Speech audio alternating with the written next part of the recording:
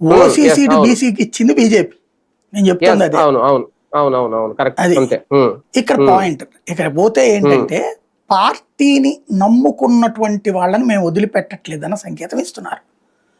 వీళ్ళు ధనవంతులు కాదు, డబ్బులు పెట్టి కొనుక్కోగలిగిన వాళ్ళు కాదు, అధిష్టానాన్ని డబ్బులు పంచుకునేటటువంటి వాళ్ళు కాదు, డబ్బులు తీసుకునే అధిష్టానం కూడా కాదు అది బీజేపీ.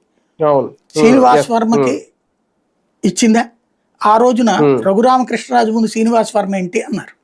మీరు చూడండి, బీజేపీలో సీటు సంపాదించాలంటే మానసికంగా స్ట్రగుల్ అయిపోవాలి. ఎవరన్నా ట్రై చేస్తుంటే వాళ్ళని ఎంత చులకన చేయాలంటే అంత చులకన చేస్తారు. అసలు అది వాళ్ళ వల్ల కాదంటారు. అప్పుడు ఫస్ట్ నరసాపురంకి సంబంధించి రఘురామకృష్ణరాజు పేరే ఫైనల్ చివరి దాకా చర్చకొచ్చింది.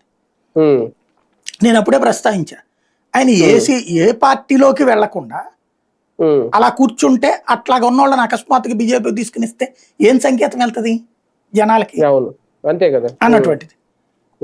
తర్వాత బీజేపీ ఏం చేసింది, ఆయనకి ఇవ్వను అని చెప్పేశారు, తేల్చి చెప్పేశారు. చెబితే ఎవరున్నారు అసలు బీజేపీకి, ఆ సీటు బదులు ఇంకో సీటు, ఇట్లాంటి ప్రచారం జరిగింది.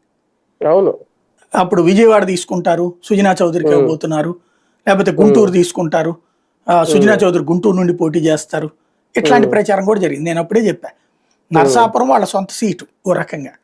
గోకరాజు గంగరాజు గెలిచారు, కృష్ణరాజు గెలిచారు, అదే ఆయన చేరిన అట్లాగా నుంచుని మధ్యలో ఎటు వెళ్లకుండా నుంచుని అంటే ఎట్లాగా ఆయన ముందే బీజేపీలో చేరుంటే ఆ మాట కరెక్ట్ అయ్యింది. అదే అనేది, అది అట్లాగా బీజేపీ ఎట్లా యాక్సెప్ట్ చేస్తుంది అప్పటికప్పుడు చేరడం అనేది. తెలుగుదేశం వాళ్ళ చేరితే అట్లా తీసుకుంది, ఇచ్చింది కరెక్ట్, నో డౌట్. కానీ ఇక్కడ అసలు అది కూడా చేయలేదు కదా ఈయన. ఇప్పుడు ఆయన పేరేంటి, మన సీఎం రమేష్ లాంటి వాడికి ఇచ్చారంటే పట్టించి ఉన్నాడు కాబట్టి.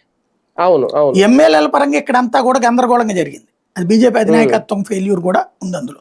ఇక్కడ వీళ్ళకి వదిలేసేయడము,